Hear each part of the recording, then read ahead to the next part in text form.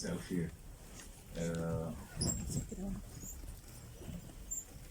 احنا عايزين نقول بس بسرعة كده المقدمة اللي هي بحاول قد ما اقدر ان انا اقولها في كل صالون او في كل شهر، انه صالون كلام في السيما لما قررت ان انا اعمله من فترة، كان الهدف منه والنشاط السينمائي بشكل عام اللي بدأ 2016 في ابريل 14 ابريل 2016. كان الهدف منه انه اعرف الاجيال الجديده وغير الاجيال الجديده رموز الفن السينمائي في مصر اللي قامت عليه الصناعه السينمائيه، وكنت مهتم اكتر بان انا اركز على اللي ورا الكاميرا، لان اللي قدام الكاميرا الممثلين بيبقوا عندهم افلامهم، عندهم معروفين اكتر من، ودي طبيعه الشغلانه.